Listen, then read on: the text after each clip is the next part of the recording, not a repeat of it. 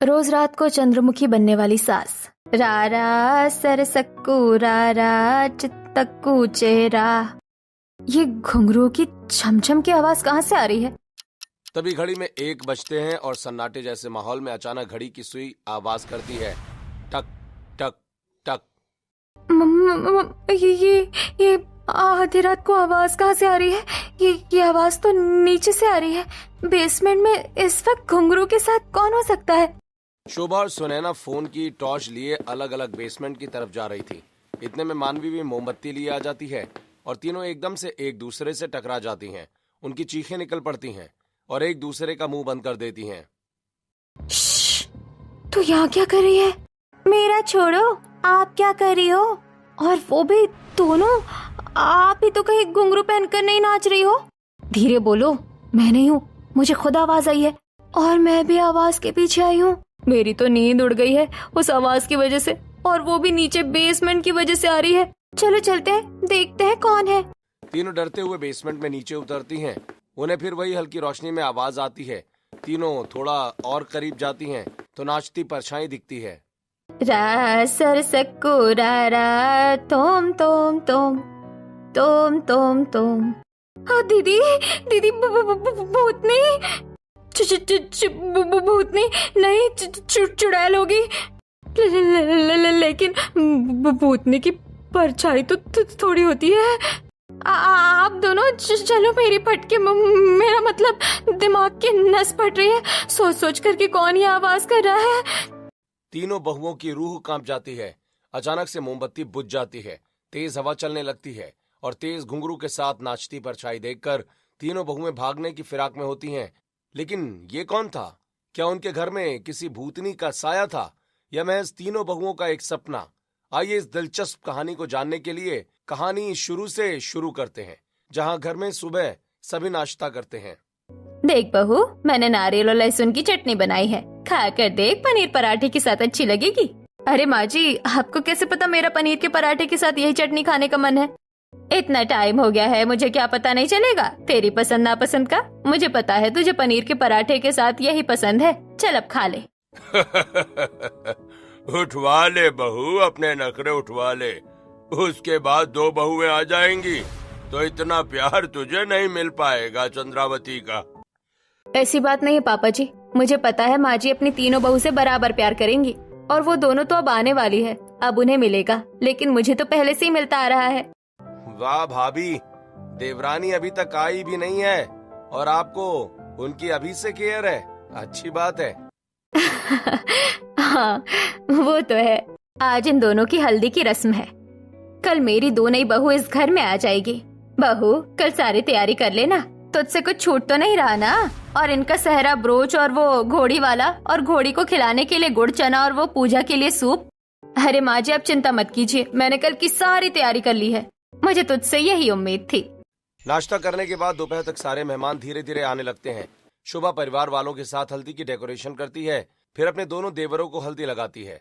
नाच गाना होता है और अगले दिन अंकित और शुभम की शादी सुनैना और मानवी से धूमधाम से हो जाती है। दोनों बहुओं का गृह प्रवेश होता है। कुछ ही दिनों में घर की जिम्मेदारी संभाल लेती हैं। अब चंद्रावती अपनी तीनों बहुओं के साथ खुशहाल जिंदगी जी रही थी। एक दिन तीनों बहुएं साथ मिलकर रात के 10 बजे बड़े से टीवी पर हॉरर मूवी देख रही थीं।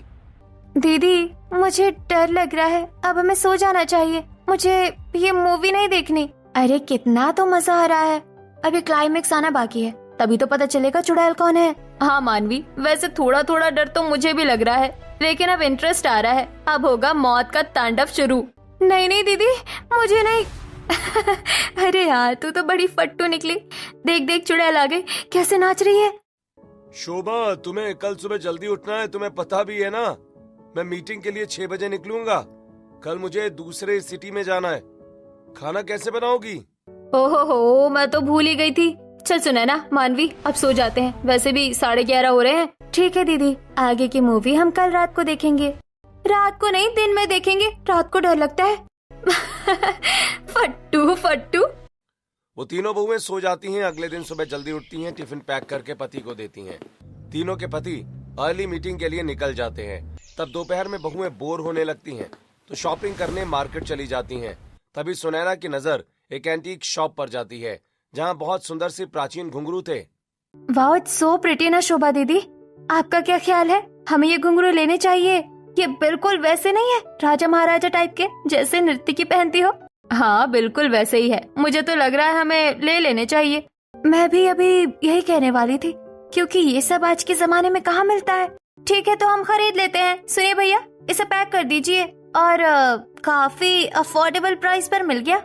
शॉपकीपर उस एंटीक घुंघरुओं को पैक कर देता है, जिसे तीनों घर ले जाकर सास को दिखाती हैं। ये देखते ही चंद्रावती खुश हो जाती है। वाह बहू, ये तो बहुत सुंदर है। ये कहाँ मिल गई तुम्हें? सच में ऐसी पायल तो अब कहीं नहीं मिलती। तभी तो माँ जी इसे एंटीक पीस बोलते हैं, इसीलिए मैंने इसे जैसे ही देखा तो इसे तुरंत खरीद लिया। दीदी का भी यही कहना था। अच्छा है बहू, माँ जी पहन कर देखिए ना। नहीं नहीं बहू, मुझे पहनकर क्या करना है, तू इसे रख दे। ठीक है माँ जी। तब सुनैना अपनी अलमारी में घुंघरू उठा के रख देती है। शाम को पति आते हैं तो तीनों बहुएं खाना परोस देती हैं। अंकित जी और खा लीजिए। नहीं, बस पेट भर गया। मीटिंग के बाद बहुत भूख लगी थी तो वहाँ थोड़ा खा लिया था घर आने से पहले। ठीक है। बहुत थक गया हूँ, नींद आ रही है, अब जल्दी से सो जाऊंगा। मैं भी। तीनों बहुएं भी 11 बजे तक रसोई साफ करके अपने अपने कमरे में सोने चली जाती हैं। तभी रात के 12 बजे सोती हुई मानवी के कानों में आवाज आती है। कौन छन छन कर रहा है रात में? कुछ देर के बाद वो आवाज शोभा के कमरे से गुजरती है। अरे कौन है जो शोर मचा रहा है? चुप हो जाओ। ऐसे ही अगले 3 रातों तक वो पायल के घुंघरू की आवाज छन छन करती ही रहती है। एक रात सुनैना भी उठकर देखती है, लेकिन उसे अपने कमरे के बाहर कोई नहीं दिखता। शायद मेरा वहम होगा, ये सब कुछ नहीं होता। क्या हुआ सुनैना, तुमने ये अचानक लाइट क्यों जलाई है? अंदर आ जाओ, सो जाओ। जी आई मैं। सुनैना लाइट ऑफ करके सो जाती है। अगले दिन तीनों बहुएं परेशान होकर काम करती हैं। दिमाग खराब हो गया, आजकल तो नींद पूरी ही नहीं हो पाती। पता नहीं क्यों इतने दिन से मुझे घुंघरू की आवाज सुनाई दे रही है। जरूर मैं रात में कोई सपना देखती होगी। मन कर रहा है दोबारा सो जाऊं। पता नहीं कौन है जो छन छन करता है। शायद घर के बाहर से आवाज आती होगी खिड़की से। एक बार बर्तन साफ हो जाए फिर मैं पूछूंगी सुनैना तो नहीं थी, वही घुंघरू लाई है, वही कर रही होगी ये सब। मैं अभी फालतू सोच रही हूँ। अरे बहू, आज कड़ी चावल बना देना। ठीक है पापा जी। घर के काम करने के चक्कर में शोभा सुनैना से इस बात को पूछना ही भूल जाती है। लेकिन उस रात 1 बजे तीनों बहुओं को बहुत ज्यादा पायल की आवाज आ रही थी। रा सर सक्कू रा चिंतक्कू चेरा। तब शोभा उठकर टॉर्च लिए बेसमेंट की तरफ जाती है। वहीं एक तरफ से सुनैना आती है और मानवी भी मोमबत्ती लेकर आ जाती है। तीनों बहुएं एक दूसरे को देखकर काफी डर जाती हैं और फिर उन्हें नाचती हुई परछाई दिखाई पड़ती है। ये देख उनके पैर क्या, उनकी रूह तक कांप जाती है। दीदी, मेरी ऐसी की तैसी हो रही है। ये आवाज रोज मुझे 3-4 दिन से परेशान कर रही है। और मुझे तो लगा सुनैना ही होगी, क्योंकि वही पायल लेकर आई है। अरे दीदी, मैं आपके सामने हूँ, भला मैं ये सब कैसे कर सकती हूँ? पर ये परछाई में नाच कौन रहा है? रात को इतना तक दिन कुछ दिखाई नहीं दे रहा। चेहरा छोड़कर सब दिखाई दे रहा है, लेकिन ऐसे कपड़े तो कोई नहीं पहनता इस जमाने में। तुम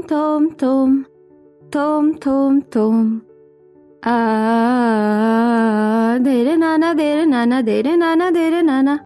हाँ दीदी, बहुत डर लग रहा है। चलो यहाँ से चलो, हमारे घर में चुड़ैल भूतनी है। ये सब दीदी आपकी वजह से हुआ है। उस दिन भूतनी वाली मूवी देख रही थी ना, वही पेतनी होगी जो पायल की छन छन कर रही है। मुझे फट्टू बोल रही थी। खुद को देखो, खुद की तो फा हो गई है। चुप करो तुम, चलो यहाँ से, कहीं वो भूतनी हमारे पीछे ना पड़ जाए। दीदी हनुमान चालीसा मंगवा लो इसे, वरना हमारा कल सुबह राम नाम सत्य हो जाएगा। जा तो सुनैना। नहीं, मैं नहीं जाऊंगी अकेले, आप दोनों को भी चलना होगा। मानवी और शोभा दोनों एक कदम आगे बढ़ते हैं, क्योंकि साड़ी का पल्लू अचानक किसी जगह अटक जाता है, लेकिन उन्हें भूत का डर लग रहा होता है। हे भगवान, हम आगे क्यों नहीं बढ़ पा रहे हैं? लगता है वो हमें जाने नहीं देगी। कहीं उस चुड़ैल को पता न चल गया हो। जा सुनैना, जल्दी जा, हम दोनों हिल नहीं पा रहे। ठीक है, जाती हूँ। तभी सुनैना दबे पांव बेसमेंट से ऊपर आती है और अपने कमरे में जाकर हनुमान चालीसा लेती है और उसे अपना कबर्ड खुला हुआ मिलता है और देखती है कि उसके लाए घुंघरू वहाँ पर है ही नहीं। घुंघरू गायब है। मतलब कहीं वो वही घुंघरू की आवाज तो नहीं। नीचे जाने का मन नहीं कर रहा, लेकिन दीदी और मानवी के पास जाना ही पड़ेगा, वो अकेली है। सुनैना जैसे तैसे डरते हुए नीचे पहुंचती है, लेकिन तभी सुनैना की नजर एक टेबल पर जाती है जिसमें दोनों का पल्लू अटक गया था। वो उसे निकाल लेती है। आप दोनों खामखा डर रही थी। पीछे में आपके पल्लू फंस गए थे, कोई चुड़ैल नहीं थी। पर वो नाच रही है, गाने की आवाज आ रही है। तुमने सुना नहीं? तू जल्दी से हनुमान चालीसा पढ़। सुनैना जैसे ही बोलने की कोशिश करती है, तभी चंद्रावती नृत्य के कपड़ों में राजसी गहने पहने, बिखरे बाल, फैला काजल और डरावने चेहरे वाली चंद्रमुखी मानवी के कंधे पर हाथ रख देती है। मानवी की सिट्टी पिट्टी गुम हो जाती है। तीनों बहुएं मुड़ती हैं और उस डरावनी चंद्रमुखी को देख उनके पैरों तले जमीन खिसक जाती है। ना मुंह बंद हो रहा था, ना गले से आवाज निकल रही थी। मुझे हमें छोड़ दो। तुम तीनों दासी यहाँ क्या कर रही हो? दासी को कौन दासी? हम आपकी बहू है। माँ जी, आप यहाँ बेसमेंट में? कौन माँ जी, कौन बहू? दासी हो तुम, दासी। जाओ, जाकर सभा तैयार करो, आज चंद्रमुखी का नृत्य होगा। जल्दी बोल, पलवेल भी निकलना है। चंद्रमुखी, आप तो चंद्रावती हो ना? सुनाई नहीं दे रहा तुम्हें? मैं क्या बोल रही हूँ? सभा तैयार करो। जी कर रहे हैं महारानी साहब। बेसमेंट खंडर जैसा होता है। कुछ लालटेन और मशाल जल रही होती हैं। आसपास जाले लगे होते हैं और डर के मारे तीनों बहुएं आसपास का माहौल तैयार करती हैं। इतने में चंद्रमुखी 2 ताली बजाती है और तीनों बहुएं सिर झुकाकर खड़ी हो जाती हैं। जी महारानी साहब, जाओ मेरे लिए खाने का प्रबंध करो और खिलाओ। तब डर डर कर मानवी ऊपर जाकर रसोई की फ्रिज से ढेर सारे फ्रूट्स लेकर आती है। चंद्रमुखी सिंहासन पर लेटी होती है। एक बहू पैर दबाती है, एक अपने हाथ से फल खिलाती है तो दूसरी हवा करती है। लगा लगा लगा लगा मेरी मोमबत्ती। दीदी, माँ जी में भूतनी आ गई है और पता नहीं क्या चंद्रमुखी कर रही है। वही तो, चंद्रमुखी हो या चंद्रावती, सेवा तो वो हमसे अभी भी करवा रही है। दासी हट जाओ, नृत्य का समय हो गया है। पागलों की तरह चंद्रमुखी नृत्य करने लगती है। बिखरे बिखरे बालों में तीनों बहुएं डर जाती हैं और घुंघरू की तेज आवाज हो जाती है। रारा सरसक्कू रारा, राचिंतक्कू चेरा, प्राण में निधि राय तू को राधरा, श्रास मो श्रास वे रारा। ये देख तीनों बहुएं कांपते हुए वहां से भाग जाती हैं। अगली सुबह तीनों के चेहरों के रंग उड़े हुए थे। सभी डाइनिंग टेबल पर बैठी हुई थीं। क्या हुआ मानवी, तेरे चेहरे पर 12 क्यों बजे हैं? रात को जो हुआ उसके बाद चेहरे पर 12 नहीं तो क्या 13 बजेंगे? मतलब कल रात जो हुआ वो सच था ना? अगर सपना होता तो तीनों एक ही सपना थोड़े ना देख सकती है दीदी। इतने में चंद्रावती चाय लेकर आती हैं। क्या बात है बहुओं, ऐसे क्यों देख रही हो? ये लो चाय पियो। अरे लो। तीनों बहुएं सहमे हुए चाय का कप ले लेती हैं और उनके हाथ कपकपाने लगते हैं। क्या हुआ बहू, चाय पियो। तुम तीनों की तबीयत खराब है क्या? ये तीनों तो ऐसे डर सहम गए जैसे इन्होंने अभी कोई भूत देख लिया हो। हाँ पापा जी, भूत ही है ये चंद्रमुखी। तुम पी क्यों नहीं रही हो? और आप तीनों को सांप सूंघ गया है क्या? हाँ। अरे ये तो ऐसे कर रही हैं जैसे कि भूत से इनकी मीटिंग हो गई हो। आप लोगों को हंसी आ रही है? वो हमने कोई सपना देख लिया था इसलिए। अच्छा, अब आप तीनों को एक जैसा सपना आने लगा। क्या बहू, तुम सुबह सुबह कौन सी कॉमेडी कर रही हो? जरूर रात को तुम तीनों मूवी देख रही होगी भूत वाली। जाओ खा पी कर आराम कर लो। नहीं नहीं माँ जी, हम ठीक है। जैसे तैसे सब नाश्ता करते हैं। तीनों बहुएं शाम का खाना बनाती हैं। दीदी, अगर मम्मी जी में आत्मा हुई किसी भूतनी की जिसका वो चंद्रमुखी नाम बता रही थी, हम उससे बचना होगा। हाँ, हमें बचना तो होगा। रसोई का सारा काम खत्म कर सबको खाना खिलाकर तीनों बहुएं सो जाती हैं। लेकिन देर रात 12 बजे उन्हें फिर घुंघरू की आवाज आने लगती है और इस बार भी तीनों एक साथ डरते हुए नीचे जाती हैं तो अपनी सास को चंद्रमुखी की तरह नाचता हुआ पाती हैं। दीदी, ये तो आज भी नाच रही है। माँ जी को क्या हो गया है? कल रात का तो सुबह उन्हें याद ही नहीं था। कैसे याद होगा? चंद्रमुखी की आत्मा ने माँ जी को जकड़ जो रखा है। वही तो। और इनका हुलिया कितना बिगड़ा हुआ है, पागलों की तरह नाच रही है घुंघरू पहनकर। और ये इतना बड़ा बड़ा मेकअप, बिंदी भी। माँ जी आपकी तो सारी लिपस्टिक खराब हो गई है। हाँ जी, माँ जी की आत्मा को किसी दुष्ट आत्मा ने कैद किया है, तो हमें उनकी मदद करनी होगी। 3-4 दिन गुजर जाते हैं। रोज रात को घुंघरू की आवाज आती है। तीनों बहुएं देखती हैं कि कैसे उनकी सास चंद्रावती अपनी हकीकत भूलकर रोज रात को चंद्रमुखी बन जाती है। अपनी बहू का लगातार ये हाल देखकर महिपाल और उनके पति परेशान हो जाते हैं। बहू, क्या बात है? सच सच बता दो। तुम तीनों बहुत परेशान हो, डरी हुई हो, क्या हुआ? हाँ हाँ, हमें बता दो, हम तुम्हारे पति हैं। आप लोगों को विश्वास नहीं होगा, लेकिन माँ जी के अंदर चुड़ैल की आत्मा आ गई है। वो रोज रात को चंद्रमुखी डांस करती हैं। हाँ, वो बहुत डरावनी शक्ल बनाकर, और कपड़े तो आप पहचान नहीं पाओगे। नहीं, ये सच नहीं हो सकता। यही सच है। हमने रोज रात को घुंघरू की आवाज सुनी है और माँ जी को चंद्रमुखी बनते देखा है। और क्या पापा जी, आपको पता नहीं चलता? रोज रात को वो आपके पास से उठकर नीचे थिरकते हुए पहुँच जाती है बेसमेंट में। नहीं, मुझे नहीं पता चला, मैंने नहीं देखा। अगर आप लोगों को विश्वास नहीं है तो आज रात के 12 बजे के बाद आप खुद माँ जी का चंद्रमुखी डांस देख लेना। इतने में बाहर से चंद्रावती आ जाती है। उसे अचानक देख सबका गला सूख जाता है। अरे क्या हुआ? क्या बातें हो रही है बहुओं के साथ?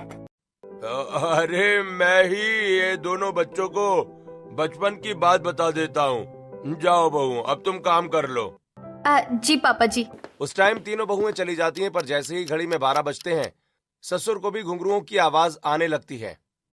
ये घुंघरुओं की आवाज कहाँ से आ रही है? तभी तीनों बहुएं अपने पतियों को लेकर आती हैं। ससुर को भी बेसमेंट में ले जाती हैं, जहाँ बिखरी जुल्फों में परिवार वाले चंद्रावती को नाचते हुए देखते हैं।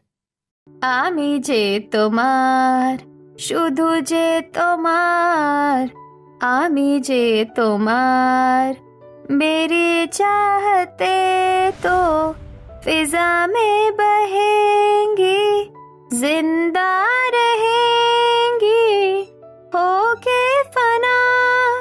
तरनना तुम, तरनना तुम, तरनना तुम, तरनना तुम, दाना देर देरे ना, मेरे ढोल ना सुन, मेरे प्यार की धुन। आमी चंद्रमुखी। ये चंद्रावती को क्या हो गया है? ये चंद्रमुखी नहीं हो सकती। पापा, माँ तो बहुत डरावनी लग रही हैं। हाँ पापा, बहुत ज्यादा। पापा कुछ करो, मम्मी को बचाओ। हाँ पापा जी, जाइए मम्मी जी को बचाइए। हाँ पापा, मुझसे माँ का ये चंद्रमुखी रूप नहीं देखा जा रहा। ऐसा हाल, प्लीज कुछ करो। तुम लोग यहाँ क्या कर रहे हो? तुम्हें समझ नहीं आता हमें कितना काम है? और तुम दासी यहाँ क्या खड़े हो? मेरे लिए शरबत लेकर आओ। जी जी जी माँ जी, मेरा मतलब रानी सा, हम अभी लेकर आते हैं। चंद्रमुखी, मेरा मतलब चंद्रावती, ये तुमने अपना क्या हाल बना रखा है? ये कैसे कपड़े पहन लिए? और ये गहने आधी रात को ऐसे कौन नाचता है? चलो घर में चलो, सो जाओ। महिपाल जैसे ही चंद्रमुखी का हाथ पकड़ता है, चंद्रमुखी की आंखों में तेज गुस्सा भर जाता है और वो महिपाल को पटक देती है। क्या बोला तूने? तू मेरी सभा का दास होकर मुझे हुक्म देगा? तुझे तो मैं छोड़ूंगी नहीं। हाँ, ये तुम्हें क्या हो गया है चंद्रावती? मैं तुम्हारा पति हूँ। पति नहीं तो सेनापति है। चल मेरे पैर दबा। और तुम तीनों दास मेरे शाही दरबार को सजा दो। अरे मम्मी, हमें पापा की तरह कपड़े जैसा मत पटक देना। मतलब सेनापति जैसा महारानी कह रही हैं। हाँ चलो चलो करो। देख लिए देवर जी, आपने भी अपनी आंखों से कुछ याद नहीं है, बस वो चंद्रमुखी बन गई है। कुछ देर में तीनों बहुएं दासी के रूप में चंद्रमुखी का ख्याल रख रही थीं, उसे खिला रही थीं, पैर दबा रही थीं, हवा कर रही थीं, और तीनों बेटे माँ की साफ सफाई सजावट कर रहे थे। और एक बेटे को सेनापति से तलवारबाजी करने को कहती है, पर दोनों को ठीक से तलवारबाजी करना नहीं आता, तो चंद्रमुखी गुस्से में आ जाती है। তোমরা এসব কি করছো? मार खेते चाहो न की? बचाओ बचाओ, माँ जी के अंदर चुड़ैल आ गई है। पहले तो माँ जी शुद्ध हिंदी बोल रही थी, अब कौन सी भाषा बोल रही थी? तब चंद्रमुखी तलवारबाजी सीखने के लिए उन पर वार करती है और सबके सब डर के इधर उधर भागने लगते हैं। नहीं छोड़ूंगी मैं तुम्हें। महारानी साहब, मुझे तलवारबाजी सिखा दीजिए। इतने में चंद्रमुखी की तलवार महिपाल की गर्दन पर रुकती है। वही सिखा रही हूँ, सीख जाओ। छोड़ दो मुझे, छोड़ दो, मैं तुम्हारा पति हूँ। माना मेरा मतलब मैं सेनापति हूँ। इतने में चंद्रमुखी बेहोश हो जाती है। तब बहू बेटे उसे एक कमरे में ले जाते हैं। बहू एक कपड़े बदल देती हैं और वो सो जाती है। रात भर सभी लोग डरे हुए थे। चंद्रावती के पास आने में भी महिपाल सहमा हुआ था। अगली सुबह तक उसे कुछ याद नहीं रहता। घर के सभी लोग डरे हुए नाश्ता करने डाइनिंग टेबल पर आते हैं। इतने में चंद्रावती गुनगुनाते हुए खीर लेकर आती है। रा रा रा, तुम गए थे कहाँ, मैं देखूं यहाँ वहाँ, आजा तुम। पापा जी, पापा जी, माँ जी यही गाना गा रही है लगता है। मुझे तो अभी यकीन नहीं हो रहा कि ये रात वाली बात सच है। अरे थोड़े दिन पहले तीनों बहू डरी हुई थी, अब आप सब डरे हुए हो। क्या हो गया है? कोई भूत नहीं देख लिया है क्या जीते जागते? यही समझ लीजिए माँ, आप ये गाना क्यों गा रही हैं? पहले तो आप ऐसा कोई गाना नहीं गाती थी। हाँ वही तो, मैं अपने आप ही गाना गाने लग गई। छोड़ो, मैंने खीर बनाई है, सब खा लो। अरे नहीं, मैं नहीं खाऊंगा। चुड़ैल ने खीर बनाई है। हाँ हो सकता है भूतनी ने ही खीर बनाई हो। भूतनी नहीं, चंद्रमुखी। कैसे खाकर हम भी भूत बन गए तो? अरे नहीं, हम ये नहीं खा सकते चंद्रावती। क्यों नहीं खा सकते? फटाफट खाओ, मैंने इतने प्यार से बनाया तुम सबके लिए। बचनी नहीं चाहिए। ये शोभा, सुनैना, मानवी, तुम भी सुन रही हो ना? हाँ माँ जी। डर के मारे घर वाले चंद्रावती के हाथ की खीर भी खा जाते हैं। वहीं घुंघरू की आवाज सिर्फ घर वालों को नहीं, अब बाहर पड़ोसियों को भी आ रही थी। वो भी बहुत डरे हुए थे। जैसे ही तीनों बहुएं घर से बाहर बाजार के लिए निकलती हैं, तब पड़ोसन सावित्री, क्या बात है, आजकल तुम्हारे घर से बहुत घुंघरू और चीखने चिल्लाने की आवाजें आती है। कोई भूत का साया हो गया है क्या? हाँ बताओ, मुझे भी ऐसे ही डर लग रहा था। एक बार नहीं, कई बार तेज घुंघरू की आवाज। क्या ऐसा कुछ भी तो नहीं है? हाँ हम तो आराम से सोते हैं। अब हमें चलना चाहिए। ऐसे ही वो लोग बात करती हुई बाजार में पहुंच जाती हैं। सुनैना दीदी, उन घुंघरू की वजह से तो माँ जी के अंदर उस चुड़ैल की आत्मा नहीं आ गई है ना? क्योंकि ये किसी पुराने राजा महाराजा की टाइम की पायल है। और ले लो, मुसीबत गले पड़ गई। चुप करो, मेरे पास एक तरकीब है। अगर माँ जी के अंदर आत्मा है तो उनके सर के नीचे रखा हुआ नींबू लाल हो जाएगा। शादी से पहले हमारे घर के सामने किसी के घर में आत्मा घुस आई थी, उसका ऐसे पता लगाया था। चलो हम वो खरीद लेते हैं, और माँ जी चंद्रावती को महसूस नहीं होना चाहिए। वैसे दीदी, आपको पता है चंद्रमुखी की सच में एक स्टोरी भी है, लेकिन क्या है वो मुझे नहीं पता। तीनों बहुएं आती हैं। रात को सास के कमरे में हनुमान चालीसा की किताब पढ़ते हुए और तकिए के नीचे नींबू रख देती हैं। रात को फिर घुंघरू की आवाज आती है। पूरा परिवार अब डर के माहौल में रहता है। कुछ देर के बाद बहुएं उस नींबू को चेक करती हैं। ये लाल नहीं हुआ, इसका मतलब माँ जी के अंदर कोई आत्मा नहीं है। तो फिर माँ जी रोज रात को चंद्रमुखी क्यों बन जाती है? ये पहेली सुलझने की जगह और उलझती जा रही है। घर के बेटे अब ठीक से ऑफिस में काम नहीं कर पाते। पड़ोसी भी डर कर रहते हैं। बहुओं की तो सिट्टी पिट्टी गुल थी। रोज रात को चंद्रमुखी अपने दास और सेनापति से सेवा करवाती थी। एक दिन शोभा अपनी सहेली अंशिका से मिलती है। बातों बातों में अपनी सास का जिक्र कर देती है। तब अंशिका, हे भगवान, अगर ऐसा ही था, इतने दिन से तूने मुझे बताया क्यों नहीं? उनके अंदर कोई आत्मा नहीं है, उनको एक बीमारी हो गई है। ऐसी बीमारी 60% लोगों में देखी गई है। मैं समझी नहीं। मतलब ये कि तेरी सास को डिसोसिएटिव आइडेंटिटी डिसऑर्डर हुआ है। तेरी सास के साथ ऐसा कुछ हुआ है जिससे वो अपने प्रेजेंट की चीज भूल गई है, और एक किरदार उन्होंने पकड़ लिया है, जिस वजह से वो सिर्फ रात को ही चंद्रमुखी बनती है और सुबह कुछ याद नहीं रहता। और उनके साथ क्या हुआ है ये तो तेरे ससुर और उनकी फैमिली वाले ही बता सकते हैं। बचपन से रिलेटेड भी हो सकता है। जब तक कड़ी हाथ नहीं लगेगी, तुम्हारी सास का इलाज भी नहीं हो पाएगा। क्या साइंस में ये सब चीज होती है? अगर ऐसा है तो मैं पापा जी से बात करती हूँ। शोभा घर जाकर ये बात अपने परिवार को बताती है। तब चंद्रावती पास में नहीं होती। बताइए ना पापा जी, ऐसा कुछ है जो माँ जी को कभी घुंघरू पसंद हो? नहीं, मेरे सामने तो उसने कभी घुंघरू और नाचने का जिक्र भी नहीं किया। पापा जी, उनके घर का कोई है तो बता दीजिए। हाँ, तुम्हारी नानी ही बता सकती हैं, जिसके लिए गांव जाना पड़ेगा। तो हम आज निकलते हैं, क्योंकि ज्यादा टाइम लिया तो मेरी फ्रेंड कह रही थी माँ जी की तबीयत भी खराब हो सकती है। बहू तुम कहाँ जा रही हो? एक तो मेरा शरीर भी दुख रहा है और रोज दुखता है सुबह उठकर, जैसे कि रात को मैं कोई मजदूरी कर रही हूँ, लेकिन मैं तो सिर्फ सोती हूँ। हाँ माँ जी, रात को आप चंद्रमुखी वाली मजदूरी करती हैं। ये सब तो हो गए, लेकिन आप चिंता मत कीजिए, जल्दी ही ठीक हो जाएंगी। हम मायके जा रहे हैं, पापा जी आपका ख्याल रखेंगे। तीनों बहुएं सास की माँ यानी प्रेमलता के पास पहुंचती हैं, जहां वो पैर छूती हैं, चंद्रावती के बारे में कुछ बात करती हैं। ऐसा भी क्या जानना है तुम्हें चंद्रमुखी के बारे में? और वो नहीं आई, वो ठीक तो है ना? नानी माँ, हम माँ जी से बहुत प्यार करते हैं और वो बिल्कुल ठीक नहीं है। रोज रात को चंद्रावती से कब वो चंद्रमुखी बनकर नाचने लगती है, उन्हें खुद को पता नहीं लगता और न सुबह याद रहता है। अब आप ही बता सकती हैं कि उनके साथ ऐसा क्या हुआ है जो वो ऐसा कर रही है। क्या मेरे बच्चे, मुझे उसके पास जाना, देखना मैं बताती हूँ। उसके बचपन का सदमा है। मेरी बेटी को हम दोनों राजा महारानी की कहानी सुनाते थे, उसमें से एक चंद्रमुखी की कहानी भी थी जिसे नृत्य करना बहुत पसंद था। उस कहानी से प्रेरणा लेकर मेरी बेटी भी कथक करने लग गई और शीशे में देखकर खुद को रा सरसको रा चिंतको चेरा प्राण में निदिरा एलू को राधरा श्वास लो श्वास वे रा। अरे रे, तू कितना डांस करती रहती है उस चंद्रमुखी की तरह। बंद कर ये सब और पढ़ाई कर ले। माँ, मेरे स्कूल में नाटक होने वाला है, उसमें यही कहानी दर्शाई है और मैं उसमें चंद्रमुखी बनी हूँ। और आज तो डांस परफॉर्मेंस भी है, आप देखने आना। ठीक है मेरी बच्ची। 8 साल की चंद्रावती पूरे चंद्रमुखी के रूप में अपने स्कूल में नाटक प्रस्तुत करती है और जैसे ही नाचने वाली होती है, उसके सख्त लहजे वाले पिता विश्वनाथ स्कूल के सामने स्टेज से उसे उतारकर घर ले आते हैं। क्या लगा रखा है ये? हाँ, ये सब हमारे घर की लड़कियाँ ऐसे स्कूल में नाचती नहीं है।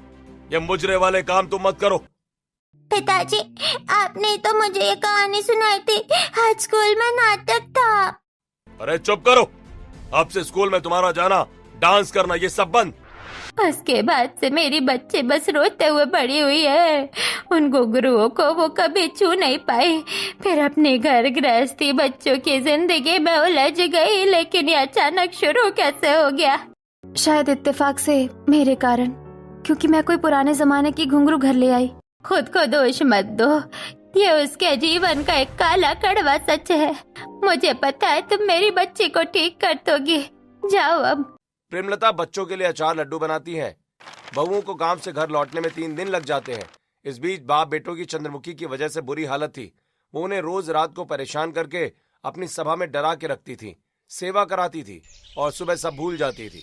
जैसे ही बहुएं आती, महिपाल रो पड़ता है। अरे अच्छा हुआ तुम लोग आ गई, मेरा तो जीना हराम हो गया था। सुबह तुम्हारी सास बनकर हुक्म चलाती है, शाम तक वो डॉन बन जाती है और फिर रात को घुंघरू पहनकर चंद्रमुखी बन जाती है। पापा जी, आप चिंता मत कीजिए, हमें माँ जी के अतीत के बारे में पता चल गया है। अब सब ठीक हो जाएगा। आज हमें उन्हें डॉक्टर के पास ले जाना होगा। शाम होने से पहले तीनों बहुएं चंद्रावती को अपनी सहेली अंशिका के पास ले जाती हैं। गली में सभी लोग चंद्रावती से काफी डरे हुए थे। फिर अंशिका चंद्रावती को लॉकेट से हिप्नोटाइज करके उसके अंदर के सारे गहरे राज जानती है। प्यार और अधूरा सपना क्या है? बोलो चंद्रावती, बोलो। तुम अपने दिल की बातें आराम से कर सकती हो। मेरा प्यार घुंघरू है, मेरा सपना नर्तकी है। चंद्रमुखी स्कूल में कभी नृत्य नहीं कर पाई। धीरे धीरे चंद्रावती तुम अपनी आंखें बंद करके सो गई हो। इस पल चंद्रावती सो जाती है और अंशिका तीनों बहुओं की मदद करती है। अगले दिन मोहल्ले में सभी लोग डरे हुए थे और तीनों बहुएं डांस स्टेज तैयार कर रही थीं और पड़ोसियों के आगे हाथ जोड़कर खड़ी थीं। लेकिन हमारी माँ जी को वापस लाने के लिए हमारा साथ दीजिए। लेकिन तुम्हारी सास के अंदर तो भूतनी है, कहीं वो हम पर चढ़ गई तो हम तुम्हारी कोई मदद नहीं कर सकते। ऐसा मत कीजिए, उनके अंदर कोई भूत नहीं है, वो बस एक बीमारी का शिकार हो गई है। बस आपको थोड़ा नाचना है ताकि उनके अंदर जोश आए और वो खुलकर नाच ले। क्या हम ये कर पाएंगे? मुझे आप पर पूरा भरोसा है आंटी जी, प्लीज हमारी मदद कीजिए। अच्छा ठीक है, हम सब तैयार हैं। अब तीनों बहुएं अपनी सास को लाकर वहीं घुंघरू हाथ में लाकर देती हैं। माँ जी, हम जानते हैं कि आप इन घुंघरू से बहुत प्यार करती हो। आपके चेहरे से पता चल रहा है कि आपको नाचने का बहुत शौक है।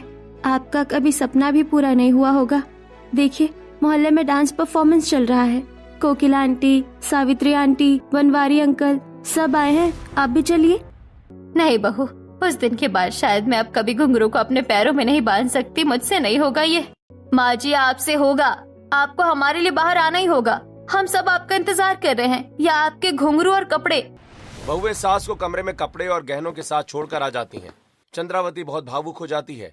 वहीं स्टेज पर पहले सावित्री नाचती है, फिर उसके बाद कोकिला नाचती है। रघुवर तेरी राह निहारे, सातों जन्म से सिया, कर मोर परदेसिया, आओ पधारो पिया। और फिर सब कुछ एकदम शांत हो जाता है। घुंघरू की आवाज सबके कानों में आ जाती है। चंद्रावती चंद्रमुखी वाले कपड़े पहन मुस्कुराहट के साथ बाहर आती है। सबकी आंखें चंद्रावती पर टिकी होती हैं और फिर वो स्टेज पर दिल खोलकर नाचने लगती है।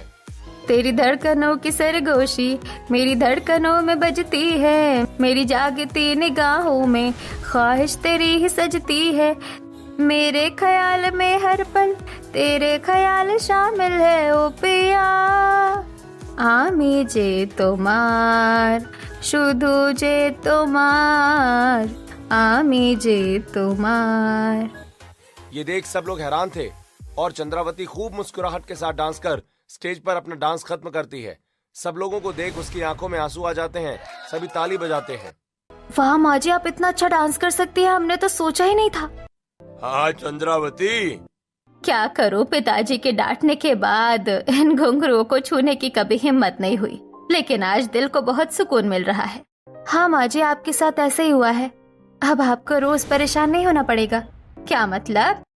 मतलब यही कि तू रोज रात को चंद्रमुखी बन जाती थी। अपने फैमिली वालों को तो तूने डरा ही रखा था घुंघरू पहनकर। आधी रात को हम पड़ोसी भी डरे रहते थे। अच्छा, मुझे माफ कर दो अगर मैंने जाने अनजाने में तुम सबको बहुत परेशान किया है तो। इस तरह मोहल्ले वाले घुंघरुओं की आवाज से डरना बंद कर देते हैं। चंद्रावती अपनी तीनों बहुओं का शुक्रिया अदा करती है। फिर धीरे धीरे चंद्रावती का इलाज चलता है। वो थेरेपी लेती है और अब रोज रात को चंद्रावती अब कभी चंद्रमुखी नहीं बनती। दोस्तों, क्या तीनों बहुओं ने अपनी सास का सपना सच करके ये ठीक किया या नहीं? कमेंट करके हमें जरूर बताएं।